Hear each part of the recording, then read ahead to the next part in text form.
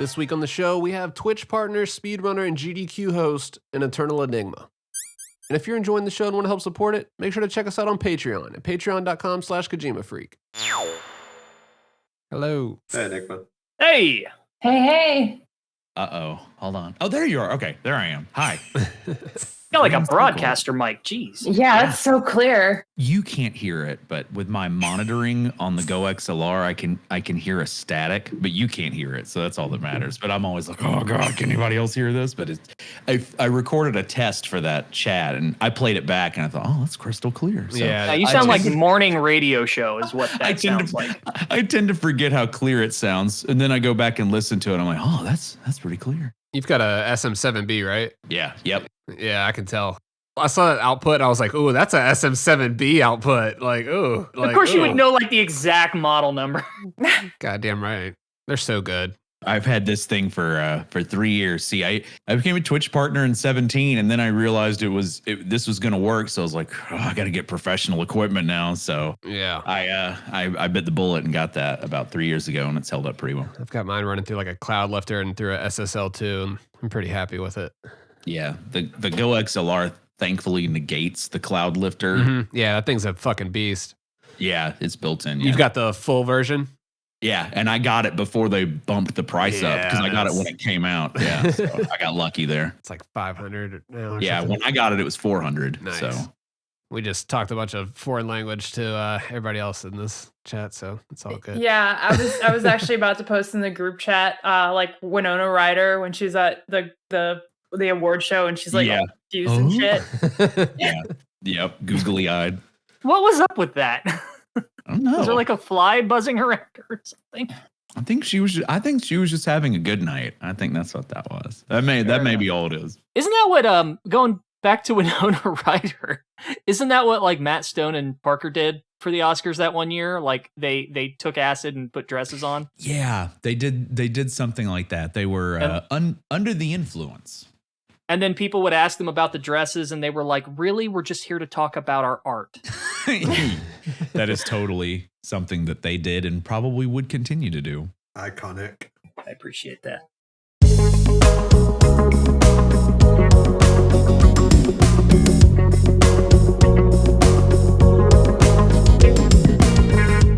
Hey, I'm Fingers. Yo, it's Apache Smash. Hey everyone, this is Days Ahead.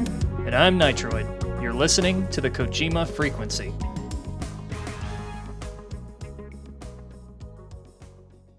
I know that at least one of them had J-Lo's Versace. Don't ask how I know this. And then the other one had a I think a see-through bit that was originally worn by Gwyneth Paltrow. Not what I was expecting to talk about when I was hyping everybody up for you, Enigma. But I'm full of surprises. I'll tell you, I can spin off the rails real quick. But if that happens, we still make it fun. So we still find ourselves in fun places. Hopefully. Oh, yeah, no, absolutely. And honestly, I'm not surprised. Another kind of thing we talked about in terms of like hyping up is I'm not surprised about your mic quality. I was given Fingers and Nitro a little bit of background about how like your whole stream production is just like kind of insane. It's very well done. It's very well managed. Thank you. I appreciate it. I take a lot of pride in my production. I just had to move a few months ago, and I'm in a new place, and it was a scramble to get everything hooked back up in the way I want it. But with me, I'm never completely satisfied, and my brain is always going a million miles an hour. Like, what can I do with these lights? What can I do with this? What can I do with that? I have the Silent Hill slot machine from Japan in the background. That Konami made. You've got the Silent Hill one too? Because I just found out you had the MGS3 one as well. Right? No, I sorry. I meant to say. Sorry for the confusion. He has the Silent Hill one. Oh, yeah. That's still amazing. Yeah, she said pachinko, and he assumed Metal Gear. So no, this man's got the Silent Hill pachinko. Holy shit! Let's be clear because there is a difference between pachinko and pachislot. Yeah, but everybody called it pachinko, so I wanted to make sure everybody knew what we're talking about. Yeah. Thank you for the clarification for this ignorant American. I am nothing if not pedantic. Yep. I am very clear to also specify the difference between pachislot and pachinko. I was like, this is a pachislot. There's the metal balls are not there. It's just a slot machine with redone Silent Hill cutscenes. But it's interesting. I've been, as you all know, I've been going through the Metal Gear Solid series, and I brushed up a little bit on my knowledge of the Metal Gear Solid. I think, is that a pachislot or a pachinko machine? Yeah, I think it was their highest. I think it was like the most expensive one they've ever made, or something like that. And they completely redid the cutscenes for Metal Gear Solid 3 in the Fox engine for that. And it just... They did not. Oh, they didn't? So, okay, no. See, this is why I'm here. I need to be educated. So there is a lot of weird rumor / mysticism around this thing. I don't know what you want to call it. There's a lot of speculation around it. Mm-hmm. Okay, this is sort of an absence of evidence sort of thing, but there has never been any sort of confirmation or information about the MGS3 pachislot using the Fox engine. People saw pretty graphics and jumped to conclusions, and that includes a lot of game journalists who saw it and wrote about it, but there's never been any source for it. There's no mention of it anywhere. You can go through all of the materials that Konami put out, which there were actually quite a lot of them, and there's no mention of the engine. But a lot of people don't seem to... Okay, God... You're the guest, but I'm going to go on a rant here because this has been driving me crazy. I'm here to listen to this. I'm usually educating about Silent Hill, so this is my turn to get educated. Go for it. Okay. So, Konami Amusement. Previously, it was Konami Parlor Entertainment or pachislot or something like that. It was KPE was their acronym. I don't remember off the top of my head. They've sort of had a reorganization lately. The part of Konami that makes the pachislot devices and most of their casino gambling type machines, they are an entirely separate division, that practically a different subsidiary from Konami Digital Entertainment, which is their game development wing. They're completely detached from one another. They've got their own workflows, their own development teams. They're completely separate. Okay. Mm-hmm. The team, this company this subsidiary that made the Metal Gear pachislot has got their own workflow, and it, apart from the fact that there's never been any mention of this engine, it literally makes no sense for them to use the engine for this. I'm trying to kind of formulate my thoughts on this, so bear with me. Sure. Because I wasn't expecting to sort of pop off about it. Surprise! Yep. Okay, so they've been making these sort of digital, pachinko machines, these pachislot machines, for quite a while. And if you can look at the machines that predate the MGS3 machine, Silent Hill, I believe, if I remember correctly, was the last big one they did before the MGS3 machine. Okay. And you can look at the sort of like full motion video cutscenes that they've built into these machines, and look at the shaders they use and the art style, and they all have a similar style because they're all done by the same team. They've got that same sort of strange, flat but hyper detailed look to it. You know what I'm talking about? Yeah. Where it just looks kind of off. And MGS3, was sort of their biggest ticket one, so there's a lot of money put into that. But it doesn't make any sense for them to use the Fox engine for something like that. The Fox engine was made for quick turnaround of gameplay. So that you could, developers and artists could hop in, create levels, test mechanics, and hop back out. And from what I heard, it was actually kind of a nightmare to work with. Oh, okay. It was not as easy as a lot of people thought it was. Maybe that was the intent, but it never got to that point. The few anecdotes that are sort of floating around about it say it was pretty difficult to work with. But that was a tool made for developing gameplay.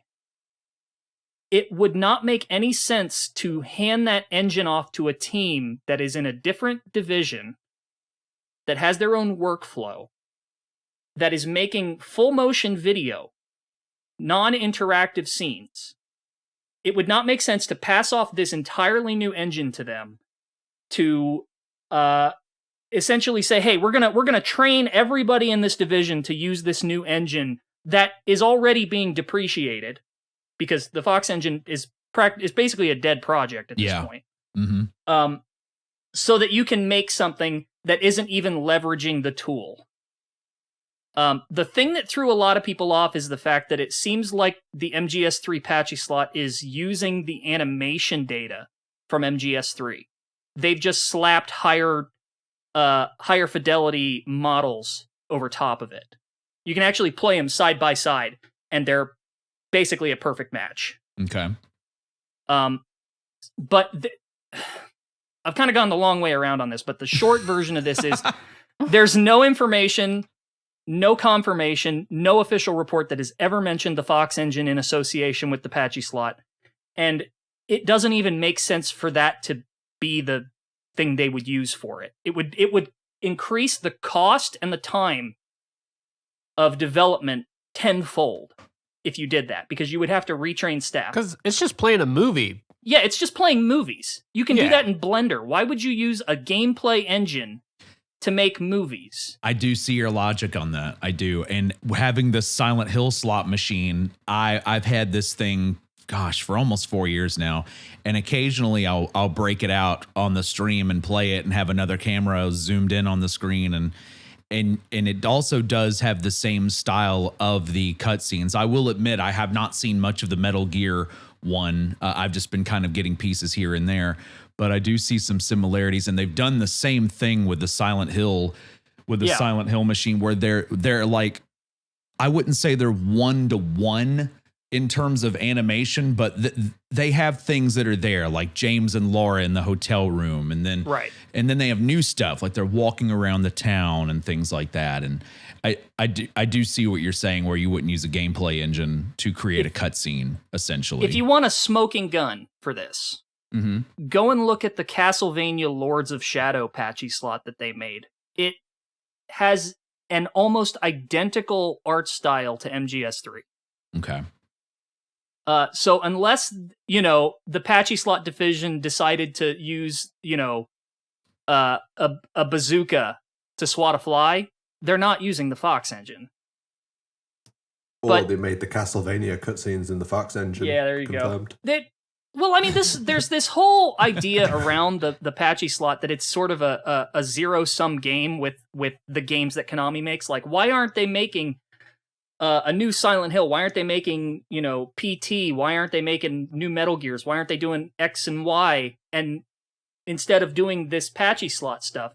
But those have always been concurrent with each other. They're unrelated. Yep. And in fact, like, every major game developer does this.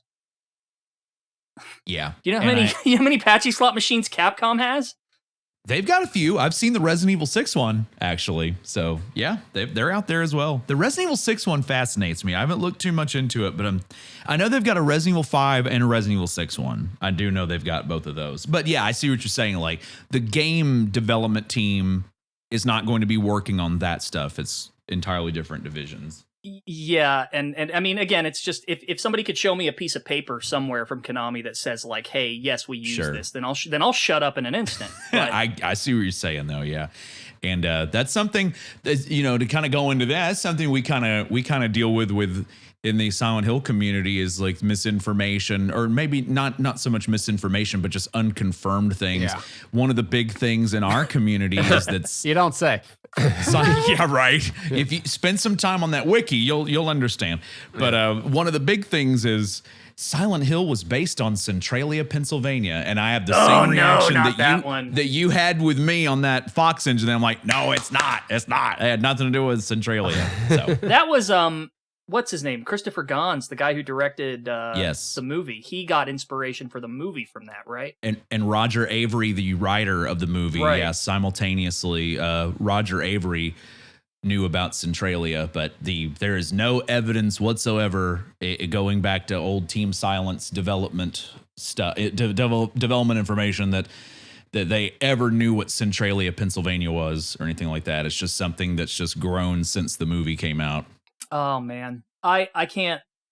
It's hard to fight off misinformation like this when it takes on a life of its own and it becomes sort of part of the subculture in a weird way. You know, these become sort of like legends passed on between fans. And, and to dispel them, it's like pulling teeth half the time. It is. And I'm in a unique situation as a streamer and a live personality. Like when I try to correct these things, you always have to be careful in a live scenario not to come off like you're being rude or anything like that, or snooty or a know-it-all. Because one of my big things about streaming, I've been streaming for 11 years, almost 11 years now. In August will be 11 years. Yeah. So I was here when it wasn't even Twitch, when it was Justin TV. And oh man. yeah, so I've been around, but one of my big streaming, I guess you would say, mantras is always assume somebody is watching you for the first time and doesn't know anything about you. So I'm always very careful when that pops up, not to be abrasive and just be like, oh well, you know, we've heard that for quite a while, but you know. Reminds me of that XKCD comic that's like, you know, everybody learns a new fact. Every 10,000 people learn this specific fact every day. Mm-hmm. So, you know, that might just be one of the 10,000 that learn.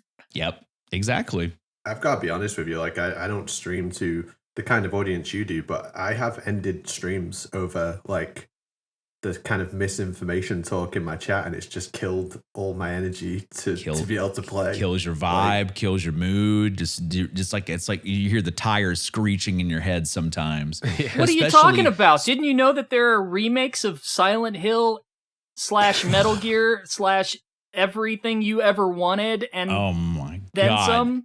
That was another thing. And see, this is where our communities under Konami intertwine with each other so well, because it almost feels like forever now you'll see somebody pop up on Twitter with the just trust me bro source that says I want to get that on a mug. Oh, you know, they're making a new Metal Gear Solid game. They're making a new Silent Hill game. Oh, Castlevania.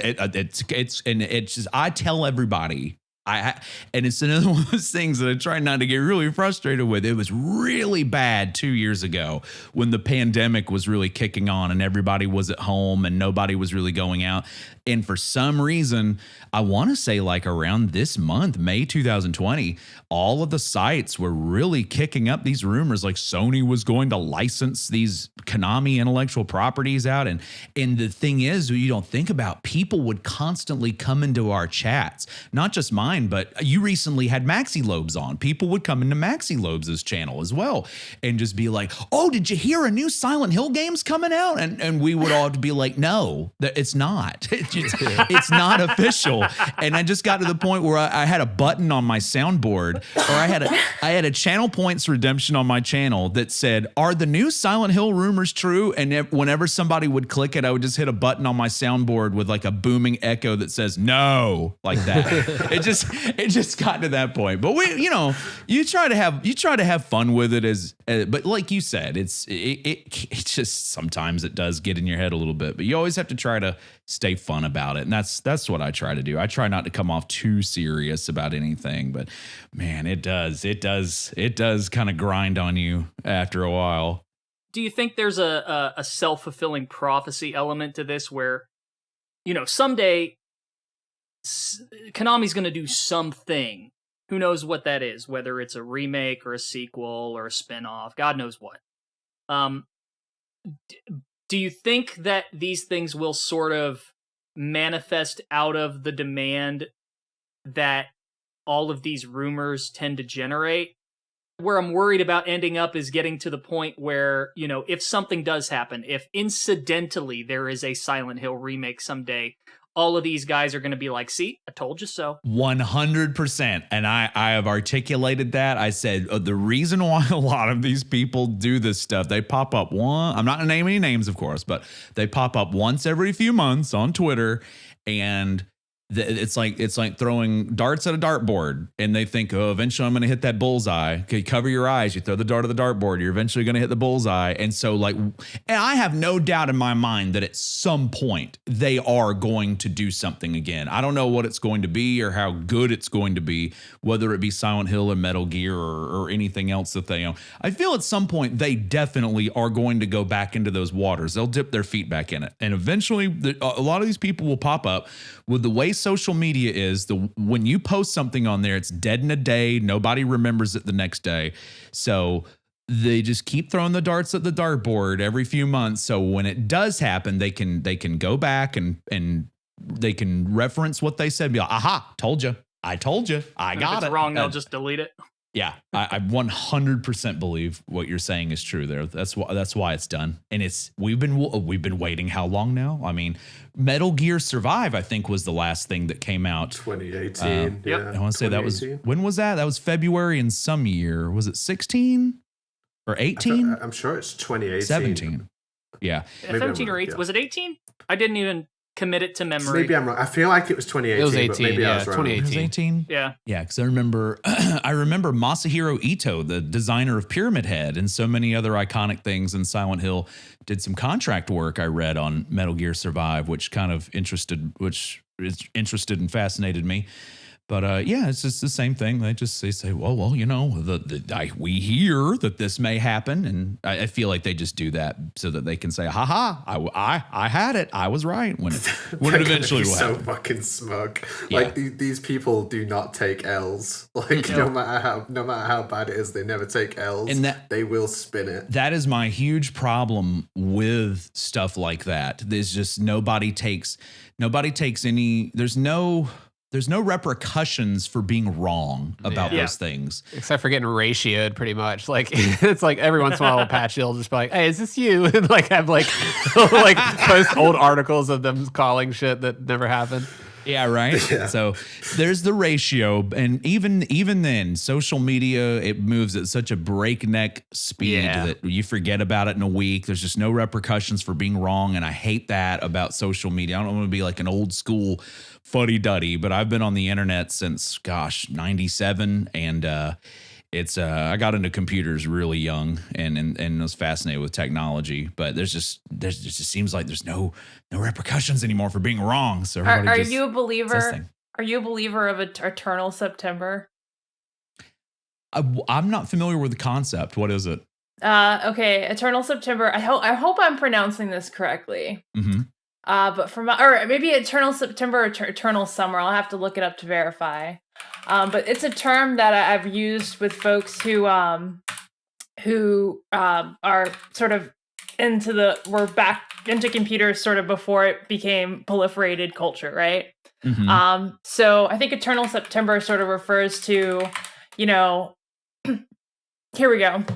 I just looked at the definitions, probably going to explain it better than I ever could. Okay. Eternal September is a September that never ended, Usenet slang for a period beginning around 1993 when internet service providers began offering Usenet access to many users. The flood of new users overwhelmed the existing culture for online forums and the ability to enforce existing norms. So I guess the term was initially coming from Usenet, and it refers to, from my understanding, the fact that, children generally leave when school starts, right? They leave these communities and forums. However, because I guess Usenet provided availability for a larger audience, that kind of proliferated. It kind of caused a lot of noise in the community, and it felt like the children never left. They never left. I do. Yeah, I never heard the term, but yeah, that is a concept 100% I stand behind. And I do remember Usenet and news groups back in the mid 90s.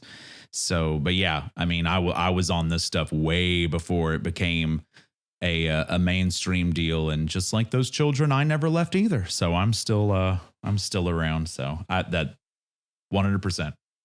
Can we get rid of social media and go back to forums and IRC?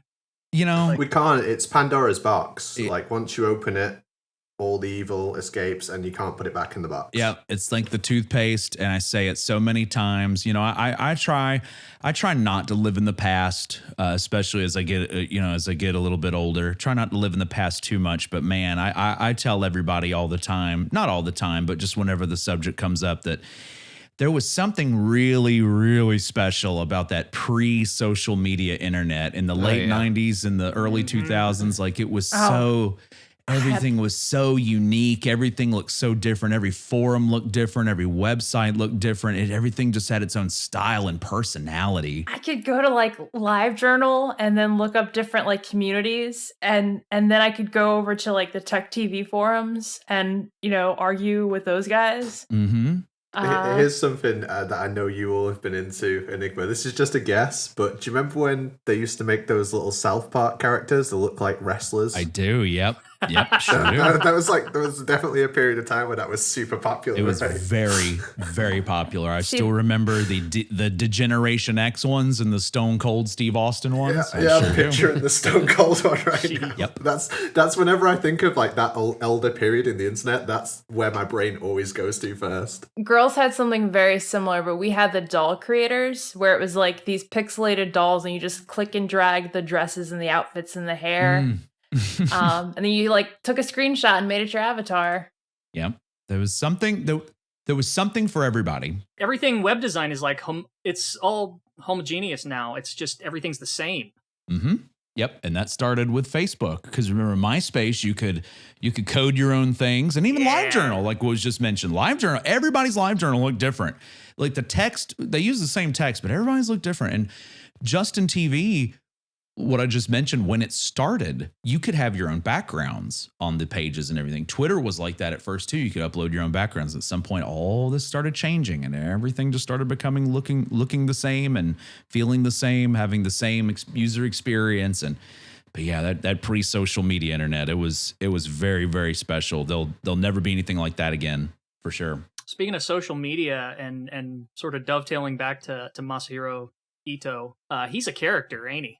He sure is. His Twitter at times is not safe for work. He does like to post some very interesting art on there. I've had that pop up a couple times. Yeah, you love he to does. see it. You love to see it. He's very eclectic with his artwork, but yeah, he certainly is, and that is one of the good things that has come from social media is you get access to a guy like that, and you can get some real honest opinions and answers and feelings about some things. And one of the things that I don't know if there's some sort of a similarity that all of you have, and if you do, you can tell me with Metal Gear, with a Metal Gear Solid series or Metal Gear in general. But one of the things we like to do with Silent Hill, especially with the older games, is maybe we're guilty of over-analyzing things. There's we don't do that at all. This is kind of the where I wanted this conversation to go. So please keep going. Yeah, so Silent Hill 2 is my favorite game of all time. Like, it's just my favorite. It's the one that I played it when it came out. It gripped me. I still play it, and it's like it's not like I never played it before, but it still is just an amazing experience. But Donna Burke's character, Angela, we used to go into all this stuff like, oh yeah, Konami, they wanted somebody. They wanted Donna Burke. She was the only professional real voice actress on the team. They wanted somebody that sounded older to represent Angela's trauma and blah, blah, blah. And I think Ito went on Twitter and was like, no, that wasn't it. We just liked her. And that was it. So we have social media now to have Ito correct us when we overanalyze some things. He just said, no, we just thought she was good for the role. There wasn't really anything deeper into that. So just funny things like that come up as well. I've got to know. It's not exactly a mystery that Kojima has a cult around him. Mm-hmm. Especially when it comes to hidden messages and alternate reality game type stuff, where he's either is he dropping a hint, is he not dropping a hint, is this part of some sort of metagame, is this not? Like it's cliche at this point. Everyone knows about that. But Silent Hill, I assume I've never been really into the Silent Hill community or anything like that. I'm a fan of the games, but I never kind of got into the fandom, for lack of a better word. But it never struck me as a community that got, it's not conspiracy minded. Maybe there are elements of the community that would read into things a bit too much, but it wasn't in the sense of they're playing a trick. There's a game going on with the audience. Like that was my sort of read of the community to a point. Would you say that's accurate? Absolutely. I've never really seen that either. I think a lot of that has to come from the fact that there was no real, like Kojima is the face of Metal Gear. There's no face that Silent Hill has. So. Right. So my question then is, was there sort of a communal sigh when Kojima's name got attached to Silent Hill? Like, oh no, what are we in for? So, I'm going to say no. People were actually extremely excited. And the reason why is, so Team Silent, the original development crew, they did the first 4 games, 1, 2, 3, and then The Room. Right. And then things started getting weird. Went off the rails. It did. Konami just kind of was like, okay, well, we're not going to have this team anymore. Then they did the arcade game. I forgot about the arcade game. That was the last Japanese developed Silent Hill game, was the arcade game that came out. I want to say right around the time the movie came out. And then afterwards, it started getting a little nutty. Now, it's Japanese developed, but it wasn't the Team Silent team. But Konami Japan still handled it. But after that, it started getting a little wild. Silent Hill Origins came out, and that development is there's a lot to go into. I won't go into it here. Silent Hill paint by numbers.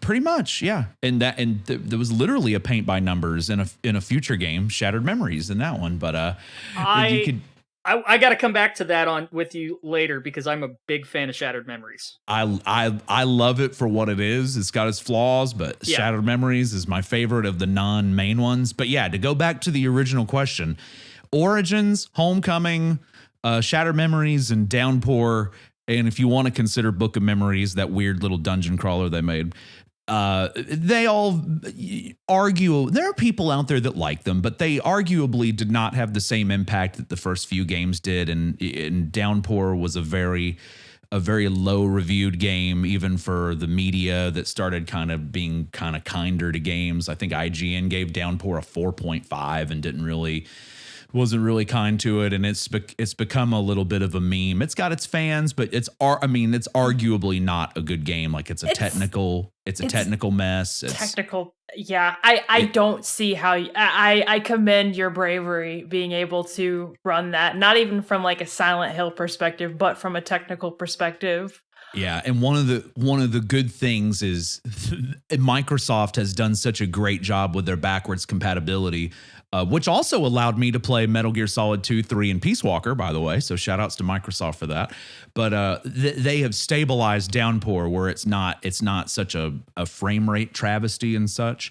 But the thing is, Downpour was the last mainline game that came out, and it almost felt like it went out with a whimper. So when this PT thing pops up and nobody knows what's going on, and it's revealed to be what it is. I remember I was at my old job. I used to work at a call center, and I looked on my phone on a break, and I saw Silent Hills trending on Twitter in August of 2014. I'm like, wait, Silent Hills? Like hills?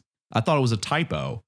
And then I saw what was going on. And then I was like, and I had a PS4 at the time. So I was like, when I get home, I gotta check this out. And I still have it. It's on my PS4 hard drive. Don't ever delete it. Never delete it. I'm getting rid of that thing. But I would say that everybody was extremely excited. I don't really, there's always going to be haters of anything anywhere, but everybody was excited. And it may have been a mix of, it's Kojima, or it may have been a mix of, it's not the previous people that were working on this. It was a little bit of column A and column B. It was like Kojima is involved. Yay. And it's out of the previous people's hands. Yay. Like it's a little bit of both. Fair enough, people in general, very, very excited for all of that. Cool. And PT people still talk about it. People still come into my channel and other Silent Hill channels and talk about it. Like it's become this legend. And so, yeah, people were definitely excited about it at the time too, for sure. So just by that point, people were just sick of the current people that were developing it. I don't see. I feel bad in hindsight because there was a face, and I would like to say this publicly. There's a guy named Tom Hewlett who used to be one of the faces of Konami. Yeah. And he took a lot of junk, and I'll be honest, he took a lot of junk from me too. Back when I was a nobody, and I thought nobody would ever pay attention to what I have to say. The people have put my video or my clips in recap videos alongside the Twin Perfect videos of us just kind of railing on him. I feel kind of bad about that in hindsight because he's a good guy. He recently, like last year, when one of my animals died, he reached out to me and said something really nice to me, and I thought that was very, very mature and very, very cool. So in hindsight, I feel kind of bad about railing on him because now that we know a little bit more about how Konami works, I think we kind of see they may have kind of just pushed him out there to take the heat of some things that they didn't necessarily care about. But there was a lot of negative sentiment, we'll say, back in the day towards him. So when things switched over, it was like when we went from this thing that we didn't like so much to somebody like a veritable legend like Kojima, Hideo Kojima. It was like one of those things. And you know what's so funny? There was. And I'll mention this, and some people still bring this up to me. Me and my friend, we did a comedy skit on YouTube. When Tom Hewlett left Konami, we did like a little. Again, this is a time when I thought I was a nobody. I thought nobody would ever care what I have to say about anything. I just wanted to make a few people laugh. We did like a fake press conference of him leaving Konami, but it was all in good spirit. Like we knew he didn't get fired. He left on his own, so we were just having some fun with it, and at the end of it, I looked over and I was like, who's gonna take over Silent Hill now? And I overlaid the Metal Gear alert noise on the top of it. And this was in like 2013. And it was one of those things where I had read a speculative article that said, oh, well, Tom's leaving Konami. Who else in Konami could take this over? Could Kojima do it? And I was like, oh, that'd be pretty cool. And we just wrote in a little joke at the end.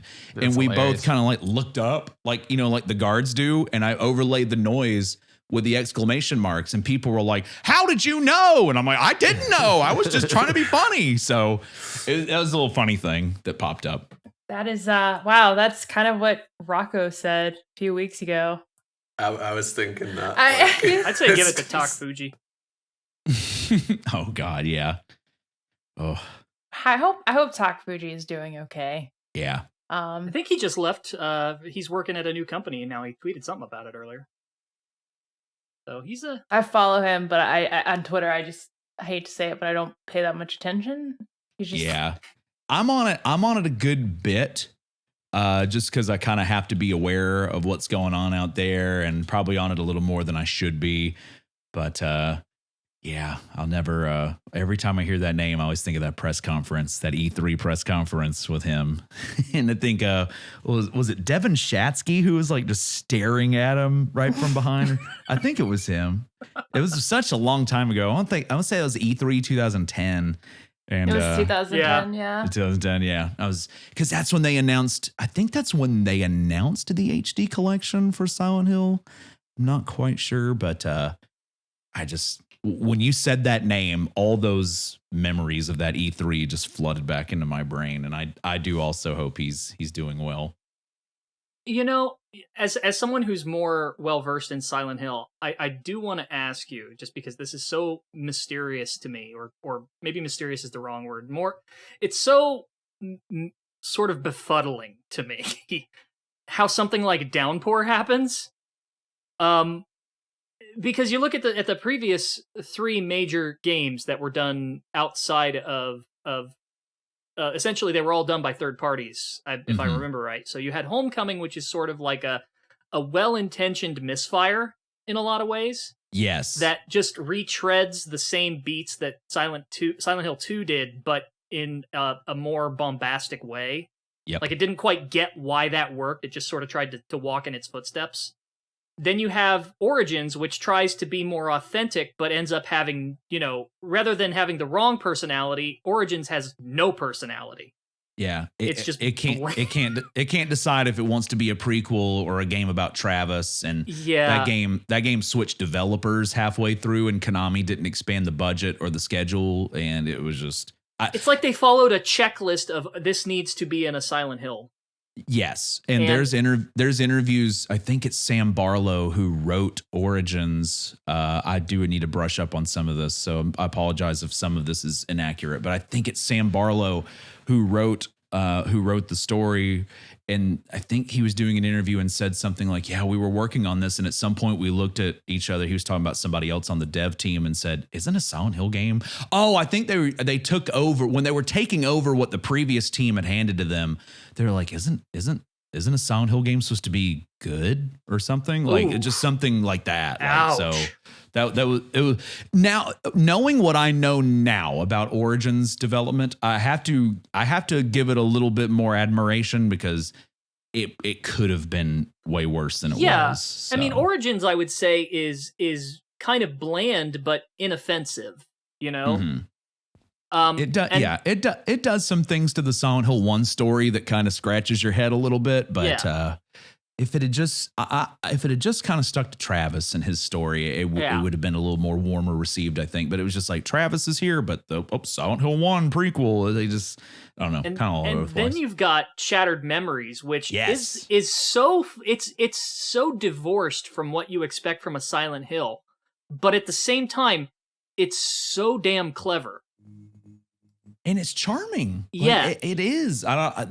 Harry Mason in this, they called it a reimagining of Silent Hill 1. Right. But Harry Mason is just, depending on how you want to play the game, is so ridiculous. You can play him straight faced. He can just look at all the beer and be like, yeah, I like to drink, or you can have him be sort of sexualized I was joking with Maxie. I think after the show, I was like, yeah, it's crazy when you're speedrunning Shattered Memories and during the psychological parts, you like just do them as fast as you can. But the doctor's like, your mother's a whore and your dad loves alcohol. Like, yeah, right.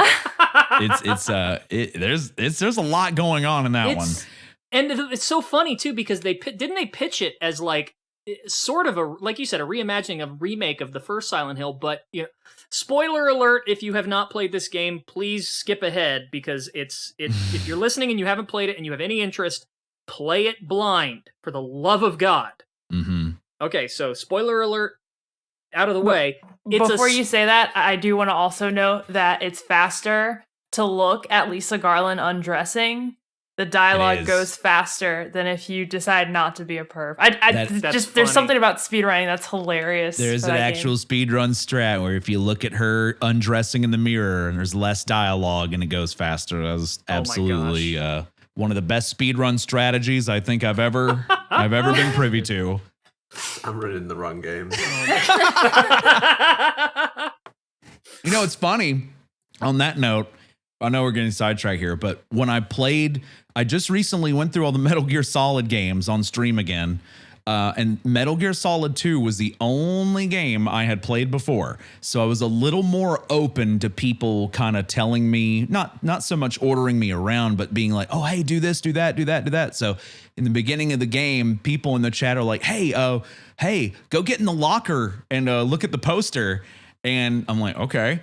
It had been, God, I think I played it in 2002. So everything had kind of left my brain, like small details. I've watched speedruns and playthroughs like the Outer Heaven Network and Three Dog, who I've known on Twitch forever, like 10 years at least. Shout out Three Dog. Yeah. I've watched all their playthroughs, but some things fall through the cracks, and that was one of them. So I was like, okay, I'll do this. And then it hits me just how wild these games can get. You're in the locker and you're looking at this poster of a very good looking woman in a bikini, and he starts breathing and Otacon starts yelling at him on the codec, and the charmingness of the Xbox 360, you get an achievement called Snake Beater. And that's right, you do, yeah. I was like, I just, one of the things that I think I'm good at as a streamer, or just as a general personality is I'm really good at reacting to things as they happen. Yes, absolutely. And as soon as that happened, I just stared at the camera blankly for about 10 seconds. And I said, so let's just recap here. The first achievement that I have received on Metal Gear Solid 2 HD Collection was jerking off in a locker. Congratulations. Get ready for Metal Gear Solid 2, everybody. So It's par for that was course a good for this series, if we're being honest. yeah, that was a good start. It was fun. Well, I saw your reaction to Big Boss hopping into the tank box with paws, and you just kind of you did that same like looking at the my camera goodness. like, what is this? Like, what are we watching here? I knew there had to be a catch to that. So I didn't jump to where my brain wanted to go on that because I knew I was like, okay, there is no way that they could have put this. And that tank just starts rocking, and you're like, oh boy. There's no way this could be in the game if she is who she's presented as. There's just no way that would have happened. So Sure enough. and that reaction, I'm like, you've got to be kidding me. What is happening here? There's always another layer. Then of course later she's like, oh yeah, I'm like 20 something by the way, just so you know. Yeah. Okay. Okay.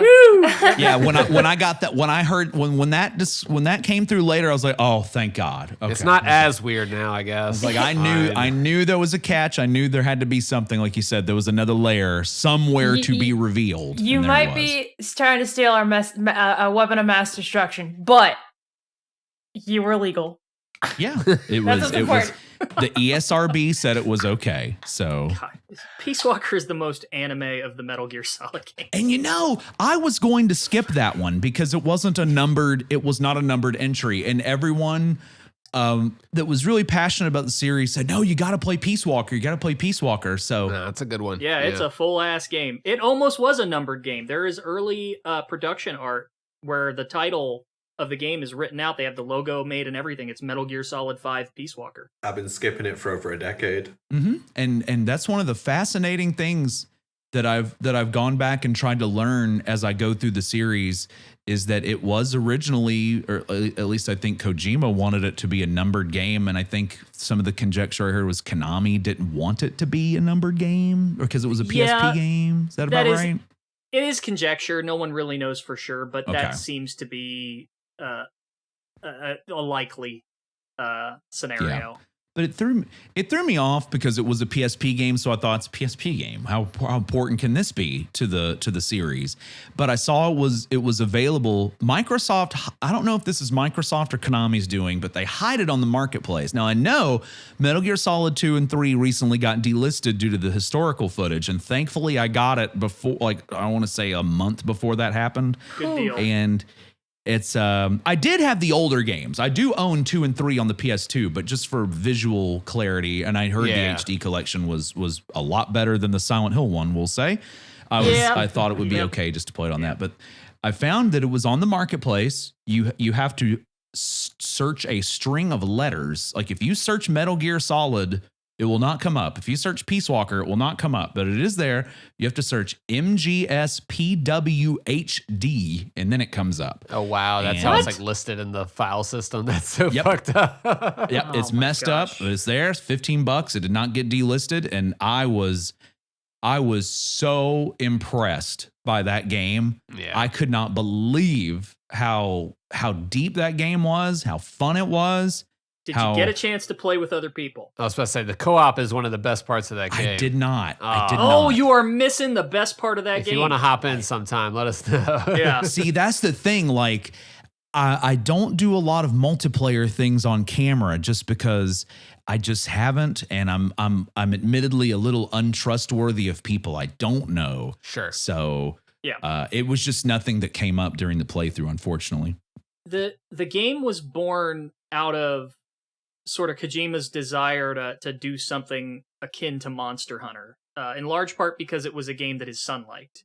And his son was never really a fan of Metal Gear for the most part. So he made this to sort of appeal both to his son and to the the kind of crowd that was playing these portable games in groups. Because Monster Hunter, I mean, it's a phenomenon in Japan. Oh yeah, for sure. And so this has a lot. I mean, there's even an official crossover with Monster Hunter in Peace Walker. Yeah, did you get to that part? I Like, did. can you do that part in single player even? Yep, I Okay, did cool. do that. Yep, my chat pointed me to it, and I said, "Okay, well, we're done with the main story. I think. Well, was there anything cool you want me to see?" So they were pointing me to the Monster Hunter content, which was very interesting. So you fought Gear X? Oh gosh, I fought something. Probably not. That one's locked.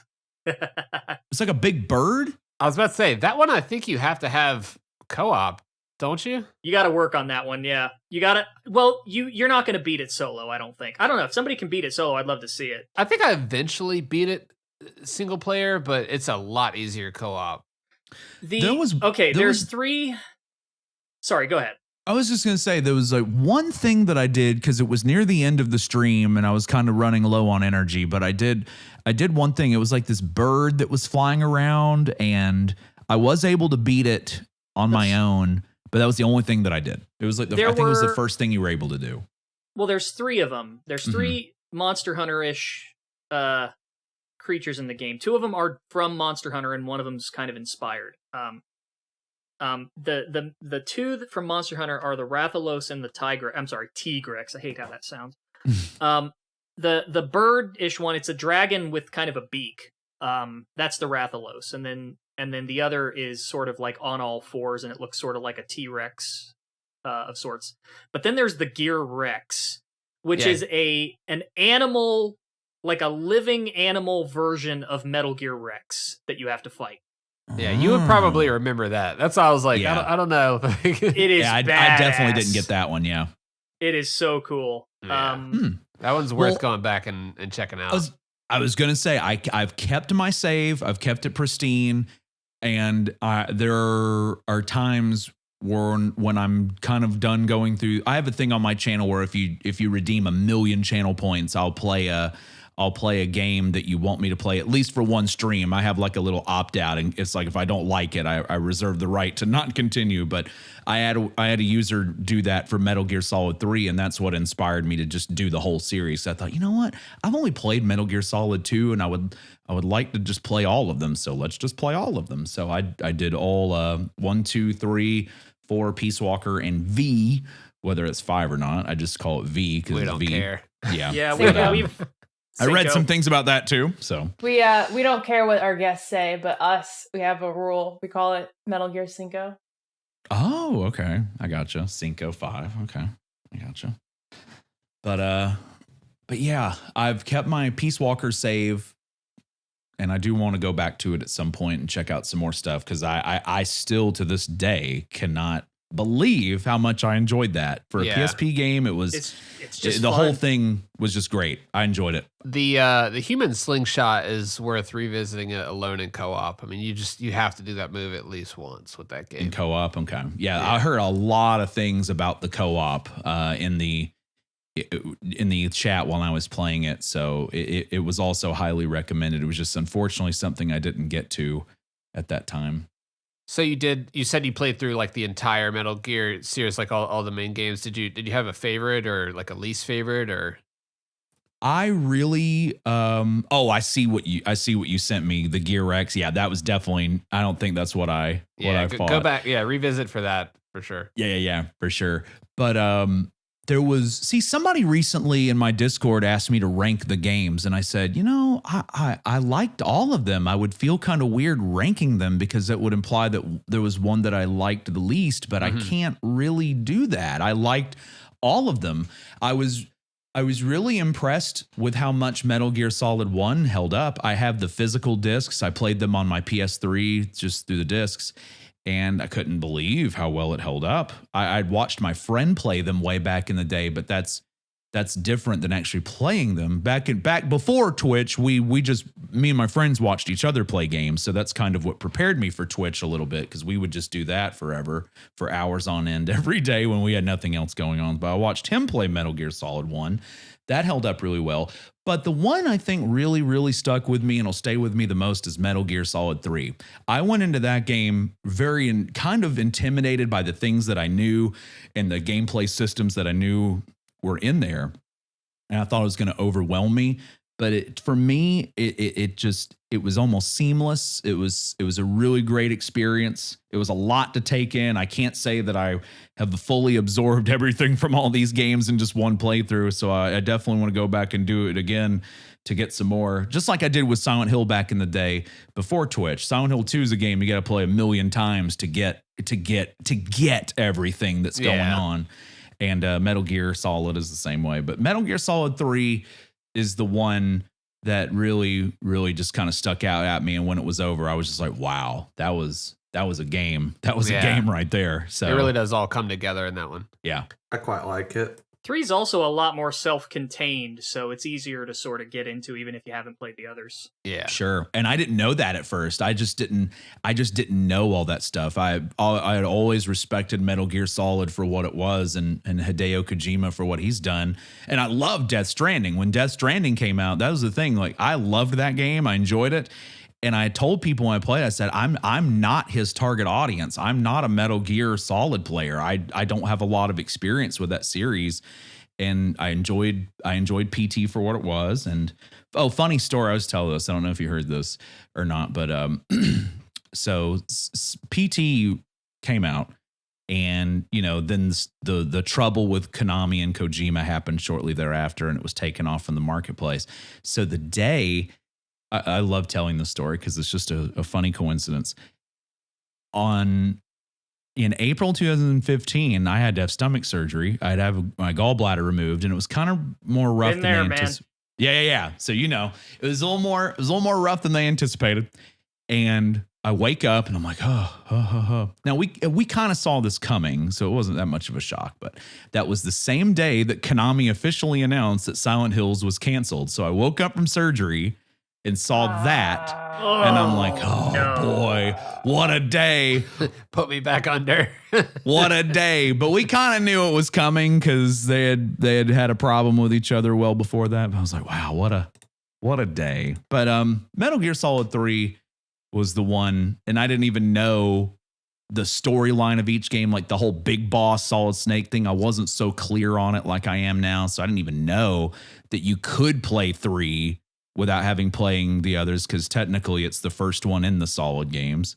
So, but it was a great experience. It's the one that when I got done with it, I was like, that right there was a video game. That was a video game. Yeah. Apache feels good about that. Have you ever considered speedrunning it?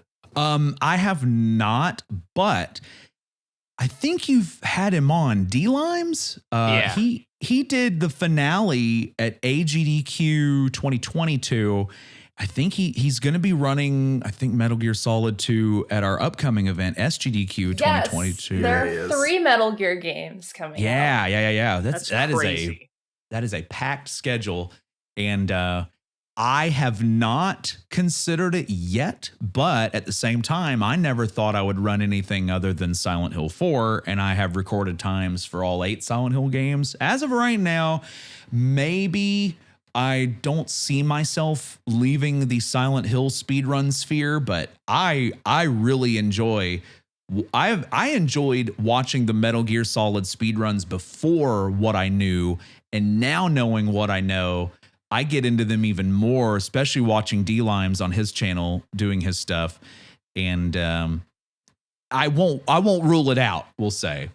Me and D-Limes actually, he got into speedrunning because of me posting bad times, and that's why he even got into it. We got into it like at the same time, like 3 years ago, and now we're like super close. I'm the best man at his wedding coming up soon. So that is yeah, super I did, awesome. Yeah, I was in that last GDQ. I did MGS2 blindfolded, and I did commentary on his run as well. It is. It's all.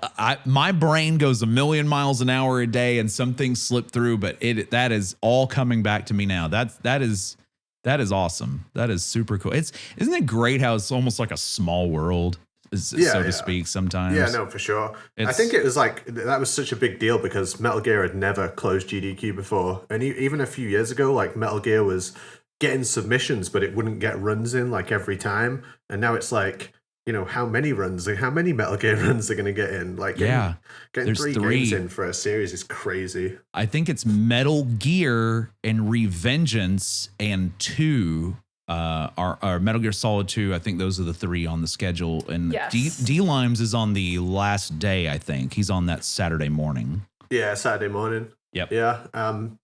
And like I was trying to like work out how I could go, but I just can't go. What do you think about like GDQ? Like, is it too soon to go back? Are you apprehensive about it at all? I'm not apprehensive. I completely understand though that people may be. I was recently at PAX East 2 weeks ago. It was my first convention or group appearance that I've done since AGDQ 2020 when I hosted the finale for that event. And I thought I was like, oh my gosh, everything went really well here. What am I going to get invited to do now? Hopefully. And I was hopefully going to expand my hosting ventures, and then Fox die happened. So that kind of put the kibosh on that. But I did PAX East.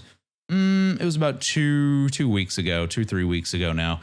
I felt fine at the event. I wasn't apprehensive at all. I've had Fox die, but I got through. It was horrible. I don't.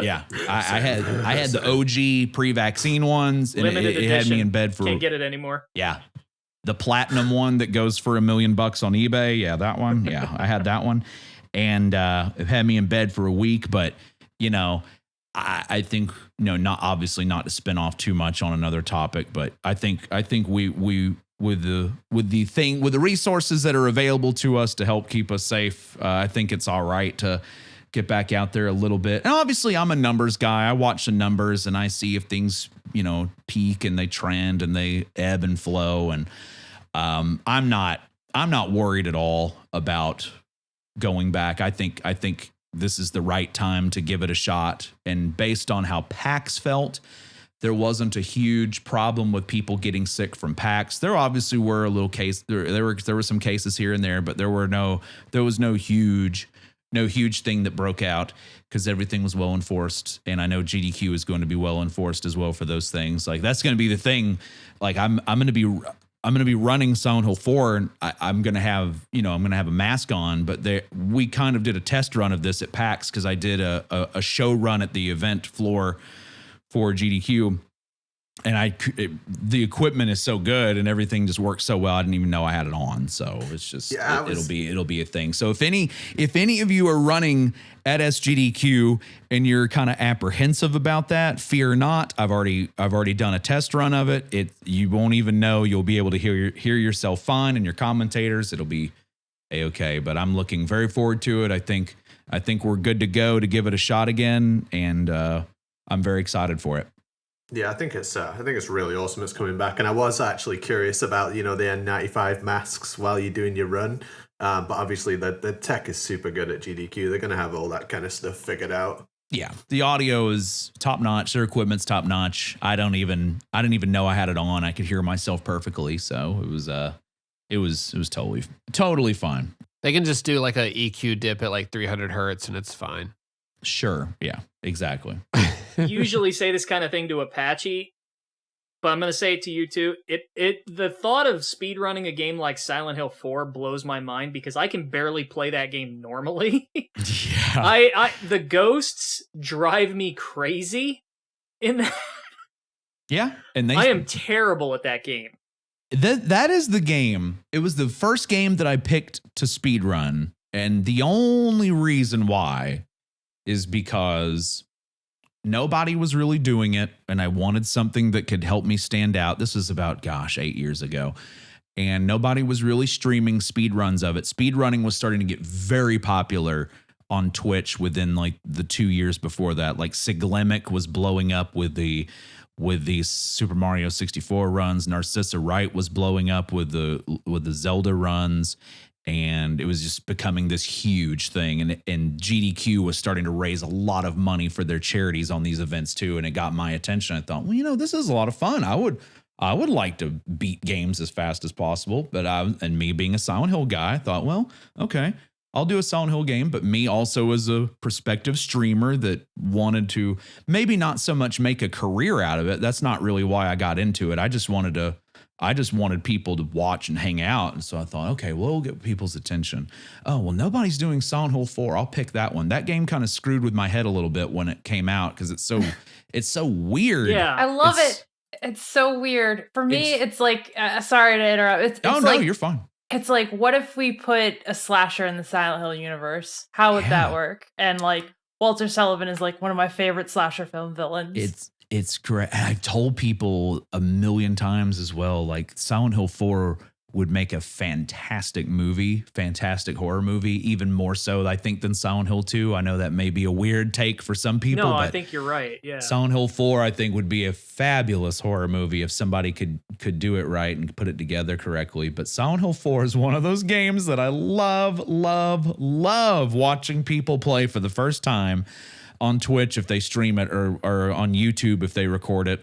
And I just sit there. I'm a big believer in letting people find their own way, and I don't help anybody at all. I just sit back and watch everything. Because even if you play that game on easy mode, it is not easy. It's just not. No, they throw the kitchen sink at you in a lot of corridors, and it is a tough game.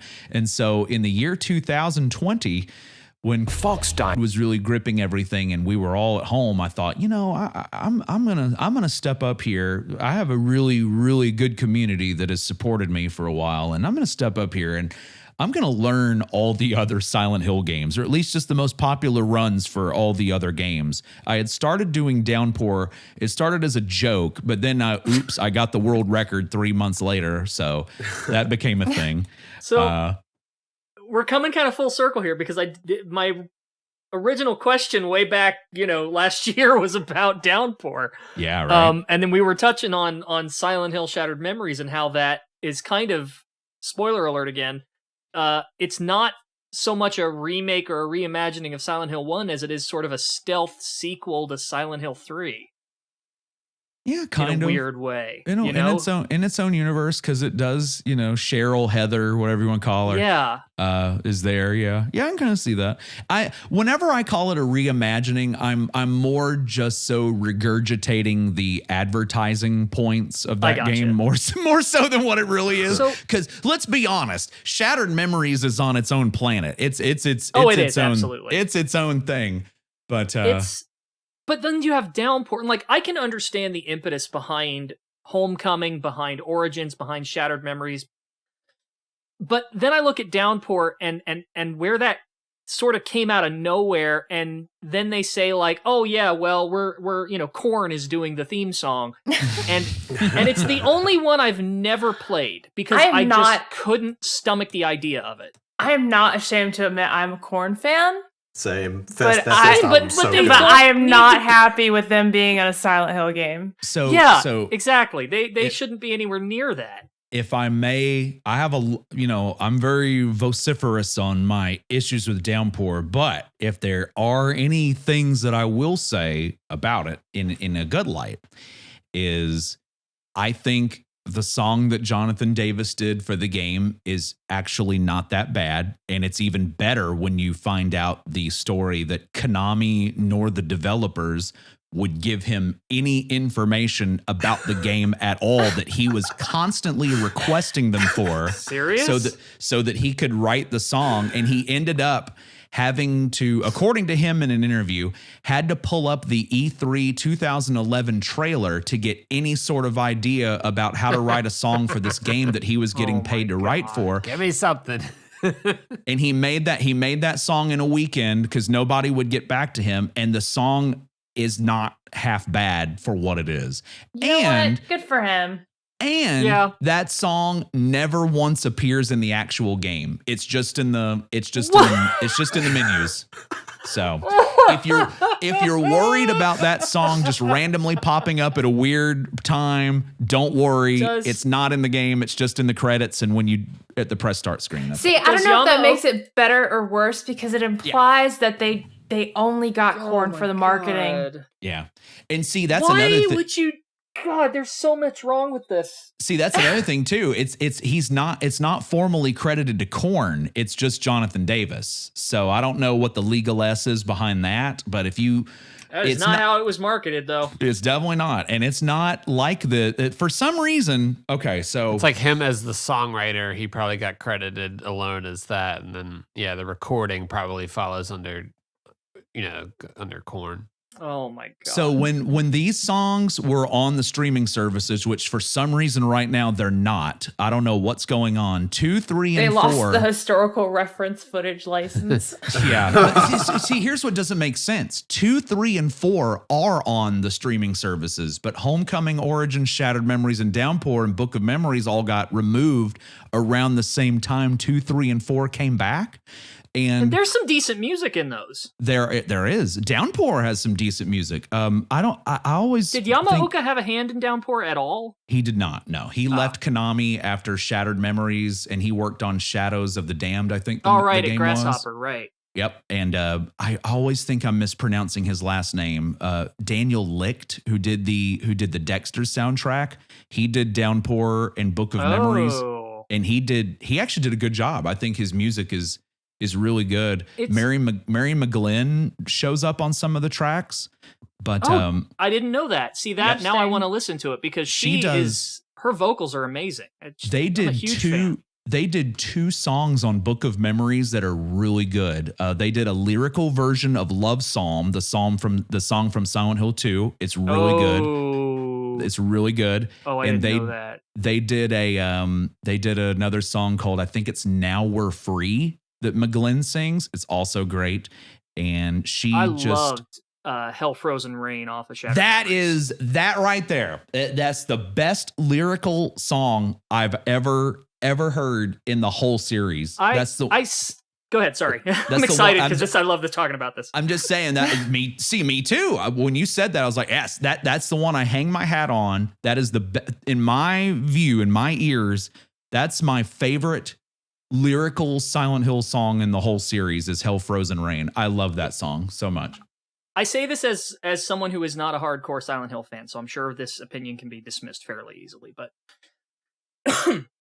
but it felt to me like Shattered Memories was I think I said this to Maxi Lopes actually when he was on, but Shattered Memories felt like this bookend to Silent Hill in a strange way. You could almost look at it as sort of contextualizing this entire series as just how trauma manifests. Mm-hmm. And even the music in Shattered Memories sort of echoes previous Silent Hills in a strange way. What's the main theme for Shattered Memories? It's When You're Gone, right? Yeah, that's also Yep, that's it. Yeah, that's the name of the song. If you consider, maybe I'm reading into things too much here, but if you listen to the lyrics and you look at the title, that song sort of functions as a counterpiece to You're Not Here. Oh, yeah. You're not here when you're gone. I've never really thought of that. You're right. Yeah, listen to them side by side. Look at the lyrics. They almost kind of echo each other. It's kind of strange. And so I really loved that about Shattered Memories. Intentional or not, it just fit for me. Yeah. I can totally subscribe to that. I've never even that's the thing about this whole thing. There's always things like that I don't even think about that still pop up to me every day. And that's just what makes the whole thing and talking about it so exciting. Cause you'll hear something. See, you originally came into that saying that I may dismiss this because you're not in the fandom, but I hear that and I'm thinking, oh my gosh, I've never even thought about that. That's actually pretty neat. That's why it's so great to talk about these things, because you hear things you never heard before. I'm either gonna blow your mind or tell you something you already know. Okay, one of the two. But you probably know that somebody in one of the people in the chat, a friend of the show, actually brought this up and reminded me of this. So you know how Yamaoka and McGlynn and I can't remember Joe's last name. Joe Romersa. Yeah. They tour around and they do concerts live, right? Mm-hmm. I think they even at one point had a YouTube channel where they would just sort of riff, and it was called A Foggy Place. I don't know if you've ever seen that channel. I know Joe did. I do. Oh, that was his? That. I know he would do solo streams. I don't know if it was all three. I think it was just Joe that did them. Well, look up on YouTube. They've got a channel where the three of them do music together and just sort of jam, and it's called A Foggy Place. Okay. For obvious reasons, right? Mm-hmm. Did you ever hear their cover of Snake Eater? No. Yes, they did a cover of Snake Eater. It is fantastic. I may have to look that up now. Yeah. Yeah, no, I haven't heard of that, and I'm going to listen to that when we're done. Yeah, sure. I mean, I'm a huge fan of Mary Elizabeth McGlynn. I mean, from her her vocals in the Silent Hill tracks to her performance as the Major in Standalone Complex. I mean, oh yeah, for sure. I love it when I can pick out her voice. I'm just like, oh, that's her. I love it. In the very beginning of Downpour, there's like this thing that plays, and she doesn't sing. There's no lyrics, but you hear her humming, like doing a chant with the with the song. It's like, there you go. That's that old familiar voice. Have to play this now. Damn it! Don't make me do it. It's a long game. It's a long game. I've heard that. It's like it's got a ton of side quests, I guess. Yeah. I recently saw something that was so poetic about Downpour, about the side quests and essentially how worthless they are. It's the exact antithesis, or excuse me, not antithesis. It's the exact definition of a game of the era when your big draw to doing a side quest was simply unlocking an achievement. Like that's pretty much what it boils down to. You don't really get anything from those side quests, and the stories that go within them. Yeah, I've heard that too. Yeah, they don't really have anything to do with the guy you're playing as, and it's just kind of like, what's this about? So isn't that sort of like antithetical to Silent Hill? Okay, this actually dovetails into another question I had for you, and I think I asked Maxi Lopes this too, but I'd like to get your perspective as well. Okay. You did ask him, but you were also like, you just joined us and you weren't really, like, we didn't record it, so. Okay. Yeah, you're right. I remember now. Okay, so I love that you know what I'm going to ask, too. Silent Hill 1 was very straightforward, narratively. Sure. It more or less, you'd say. Like, it's crazy town with a crazy cult, guy with his daughter. I mean, there's obviously more symbolism and depth to it than that, but it's not leaning into the psychological aspects as heavily as 2 did. 2 is very psychological, very metaphorical, very allegorical. Everything has 2 meanings. Yep. Do you personally feel like Silent Hill 2 sort of ruined the rest of the series because it set a precedent that nothing else could follow? Good question. I don't know if I would say ruined, but because 3 tried to like split the difference, It definitely did. And I think Silent Hill 4 suffered a lot more than 3 did because of that. Everything. See, that's the thing. When you make something like that, it's almost like, where do you go from here? Well, if you're at the top, the only place you go is down, but you just kind of have to not go that far low. But I wouldn't say ruined, but they really did set a high bar. And so one of the things that really gets me about Silent Hill 2 in a good way is the symbolism. Like you said, everything's got a double meaning. Everything's got something going on with it. The enemies in Silent Hill 2, every single one of them, they've got some sort of representation to something going on. 3's just a bunch of penises. Bingo. A bunch of slurpers, a bunch of things that don't really matter. Well, and on 3, wasn't there like this original plan for the story that didn't manifest? I guess either because it was too controversial or because they had to shift develop. I've heard conflicting things about early development on Silent Hill 3 and what the story was originally going to be like. It was going to get into sort of like teenage fears a lot more. Yeah, I will say, just to kind of step in for the feminine perspective. Sure. I will say that I absolutely, as a teenage girl when it came out, I did feel that sort of feeling of being small and vulnerable.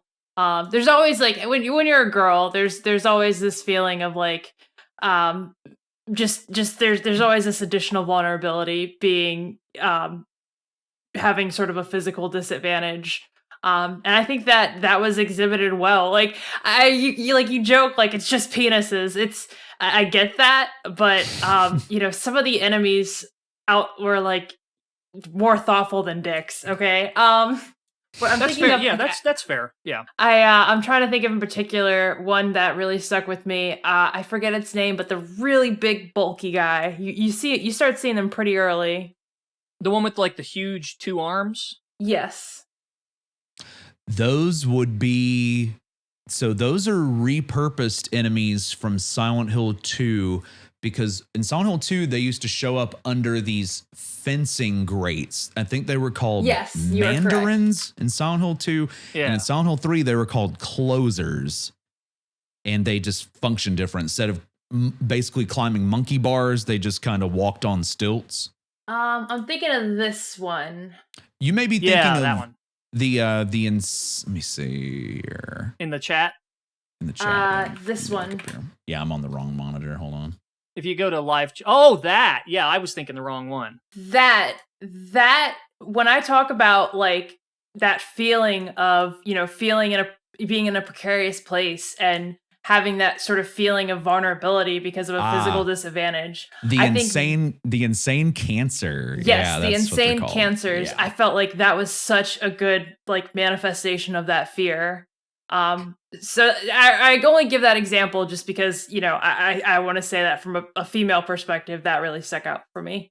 Yeah, and that's quite a conflict from the character that you're playing, a teenage girl, and then you see this big like NFL linebacker figure almost. I just remembered another one too. Another sort of physical metaphor is at the end of the game when not particularly, everybody talks about the part with like the transfer of the fetus, if you will. The gestial, the GI issues that those two ladies have. My goodness. Yeah. But not that particular part, but the part where, after Claudia swallows the fetus thing, she goes into that sort of metal grate and it just sucks her in. And then that metal grate just like tears apart. That is, not to get too graphic, but that was such a good, you know where I'm going with this, right? That was such a great physical manifestation or symbolism of some of the fears that we have with our bodies when we do decide to have children. Absolutely. Yep. So with a name like Insane Cancer, is that supposed to refer to like, an uncontrolled growth, for lack of a better word? Yeah, possibly, because those enemies, as you can see in the picture, they are growthy, we'll say. Definitely their upper bodies are, and definitely could be. And the thing is, though, with Silent Hill 2, to go back to that original question, did Silent Hill 2 set the bar too high? Silent Hill 2's enemies have such great connections, like the enemies that like basically puke, like that's Mary being sick and stuff like that. The ones that almost look like the mannequins. The mannequins, they show up because James is thinking of what he wants versus reality. So Silent Hill 3 does have those little pieces. They're admittedly a little more vague, I would say, than Silent Hill 2's are. But then Silent Hill 4's enemies are just, even my brain can't tell you what some of these are, like a dog that makes cat noises. I don't know. Yeah. It seems like a lot of it's just shock value. And that's where I was going to ask, like, is this what you meant by Silent Hill 4 sort of suffered for this more than 3 did? Like 3 tried to sort of ride the line between it's about the cult and it's about the psychology. And then 4 is just like, Days put it beautifully, it's a slasher. Yeah. 3 definitely tried to go back to a little bit of what Silent Hill 1 did while trying to keep the magic of Silent Hill 2, and it is a little bit of a mishmash. Silent Hill 4, though, and to go back to what you're talking about, like the beginning of Silent Hill 3's development, I've heard a lot of things like that too. Some of it I'm just gonna say is conjecture. I don't think we'll ever really know. There was also some people saying that Silent Hill 3 originally was conceptualized as a rail shooter. Which I've heard that too. Yeah. I don't know. Maybe at some point somebody said it, but I don't know. So what is the giant Eileen head representing in Silent Hill 4? I always thought that was representing like, you want to spy on this girl? How does it feel now, bitch? Oh, that's good. Yeah, and Oh, like that's really good. if you listen, she is kind of making almost sexual noises. It's like she's moaning and stuff.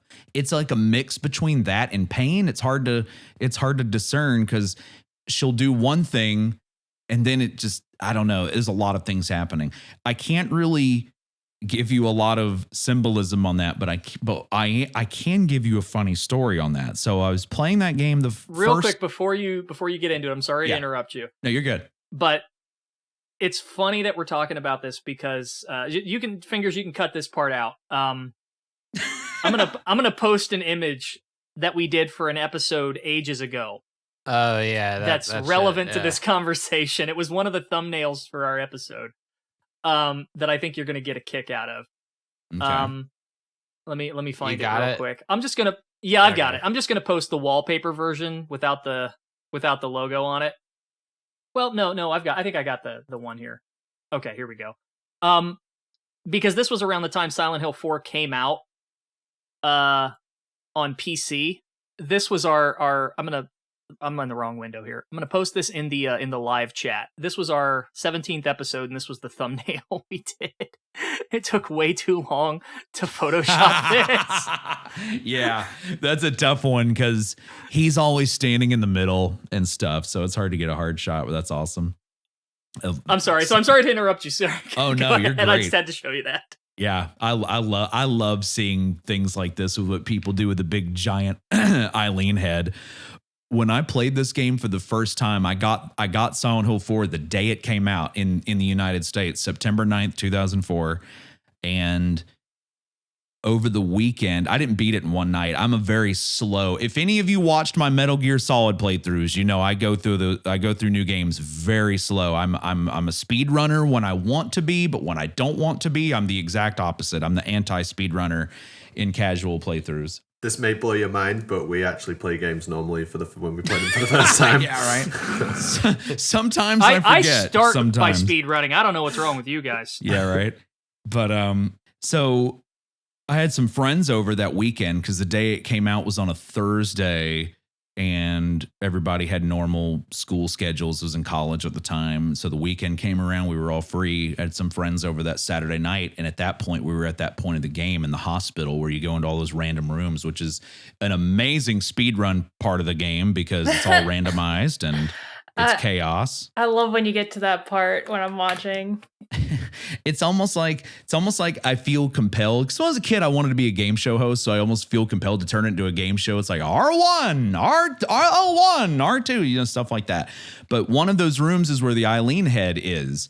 And I had two people sitting on the couch with me. I was in the middle. I had a friend on the right, and I had a friend on the left. Now, the guy on my left, he wasn't like big, but he was tall. He was tall and skinny, but he was tall. He was like 6'5" or 6'6". He was a tall guy. And not really knowing what I'm getting into, I run into that room where that head is. And when you run into that room, the camera is looking at Henry as he goes into the door. So it's facing the door. And as soon as you hit a certain point halfway through that room, the camera just switches and boom, there's the Eileen face. And I'm running full speed. My friend on the couch to the left of me, he freaking levitates off the couch and he flies over this big 6'6" guy. He's just like, oh my God. And like just falls over the left side of the couch. And I'm like, dude, are you all right? He's like, I was not expecting that. And that gets everybody when they don't know it. So I love Twitch. So I love live playthroughs. I love watching people play this for the first time who don't know. So I'm so adamant that people don't spoil anything because those moments are just they're great. But that was the first time I ever saw that, and it was wonderful. Very important question for you, real quick. Yes. Eileen headroom or mirror room? Ooh. Eileen, it has to be Eileen. No, yeah, sorry. or no. Or Pyramid Head through the grates. Oh God.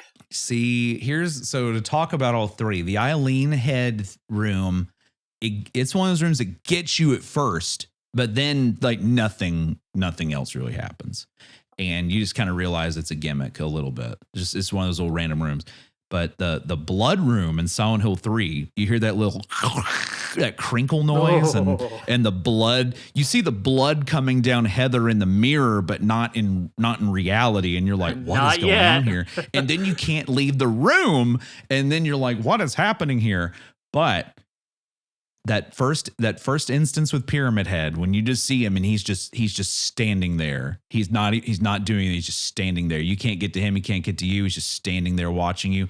And you turn the flashlight off, and he's just got this red glow on him. The red aura. Yes. Yeah. There was something about glow. that. I swear, I don't know if this is true, I've just been this has been in my head, but it was almost if like they just made the model still. Like there was no animation whatsoever. If there is any, it's very slight. I haven't really taken a peek at it in a while, but yeah, he's just standing there, nothing happening. Then you go into that room, and then you go back out, and he's gone. And then you're like, uh-oh, this guy's loose. This guy's somewhere around here. I cannot stand how they have flanderized his design over the years. And so that you talk about Silent Hill 2 setting the bar. So Silent Hill Homecoming is the game that is it is so close to being on that level of the other games. Homecoming is a game, it's a fun speed run too, because it's just so broken. But then its twist is just Silent Hill 2. Pretty much, yeah. And they just dump everything at the end, and it's like, instead of, obvious, again, spoilers, I'll give you a moment to tune out if you don't want to hear. But Silent Hill Homecoming, Silent Hill 2 is, oops, wife's dead. Silent Hill Homecoming, oops, brother's been dead the whole time. And it's your fault. Yeah, and it's your fault. It's same. It's like the same thing. And before that, you're like, oh my God, what's happening here? And blah, blah, blah, blah, blah. But then it just turns into half-baked Silent Hill 2, and Pyramid Head is in that game. Although they never call him Pyramid Head. They call him the Boogeyman, but it's Pyramid Head. And it's like the movie designed Pyramid Head, but they don't ever explain why he's there. You don't ever fight him. He's just there.